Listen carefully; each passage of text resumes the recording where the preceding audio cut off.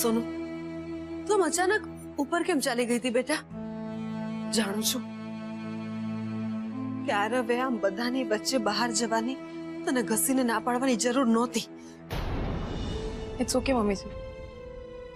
મને પહેલા hurt feel થયું હતું, but now I M okay. એમની વાત સાચી છે, અમારે બહાર ફરવા ન જવું જોઈએ.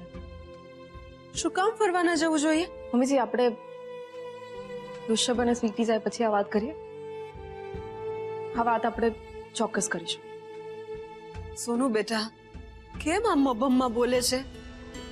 મને કહે ને કે તમારી ઉપર શું વાત થઈ? આરવે તને કઈ કહ્યું? માં, મેં એવું કઈ જ નથી કહ્યું. હા મમ્મીજી, એમને કાંઈ નથી કહ્યું. અને તમે ટેન્શન નહીં લો. સમય આવે આપણે આ વાત કરીશું, ચોક્કસ કરીશું. ત્યારે મારે સવિતાબેનને મદદ કરવા જવાનું છે.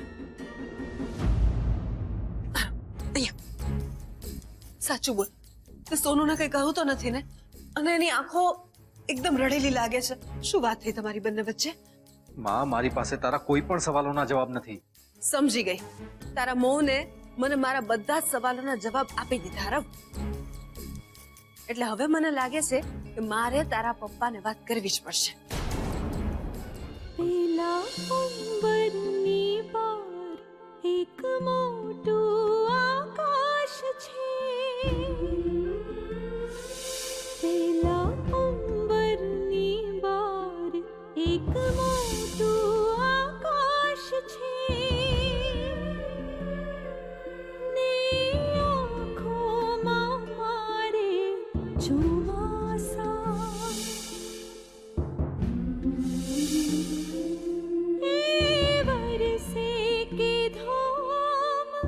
ધકતા પડે તડકા છાયાના મેળ થોડા પાકા થોડા કાચા.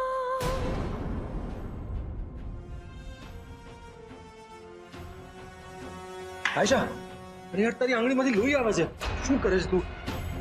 એક મિનિટ.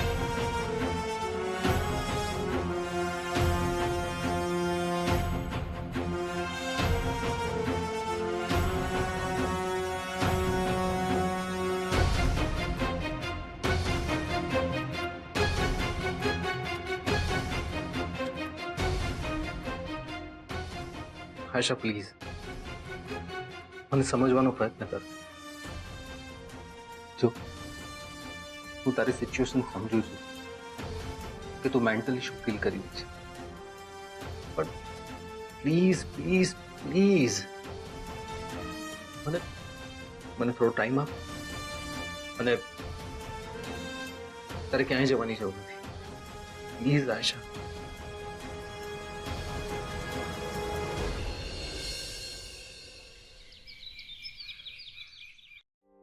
અરે આરવ, સોનુ સાથે તારી બીજી કોઈ વાત થઈ ગઈ કાલે? સોનુ ઠીક તો છે ને બેટા? અરે આંટી, આરવ, અમે લોકો રજા લઈએ છીએ. સોનુ, આ લોકો જઈ રહ્યા છે બેટા. બહાર આવ.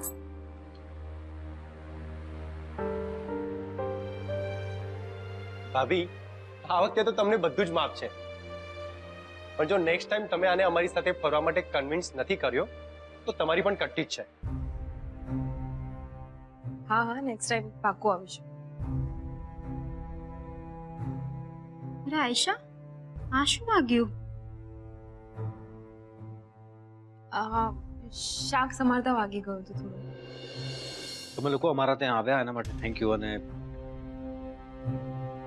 અમે લોકો તમારી સાથે નથી આવી શકતા એના માટે સોરી. ઠીક છે, આ વખતે તો તું ભાભીના કારણે બચી ગયો, પણ જો નેક્સ્ટ ટાઈમ આવા નાટકો કર્યા છે ને તો જોઈ લેજે, તારી વાત છે પછી. ઓકે બાબા. જો ભાઈ, દુનિયામાં બધી જ વાઈફ પોતાના હસબન્ડની પસંદ અને નાપસંદની ખબર રાખે જ છે, અને એ લોકોની કેર પણ કરે જ છે, અને એના બદલામાં તો આપણે કશું જ નથી કરતા. આના બદલામાં છે ને ક્યારેક તો એ લોકોને આપણે બહાર ફરવા લઈ જ જવા જોઈએ, અને ક્યારેક સરપ્રાઈઝ ગિફ્ટ પણ આપીએ ને યાર. હા મારા લવ ગુરુ, હું આ બધી વાતોનું ધ્યાન રાખીશ.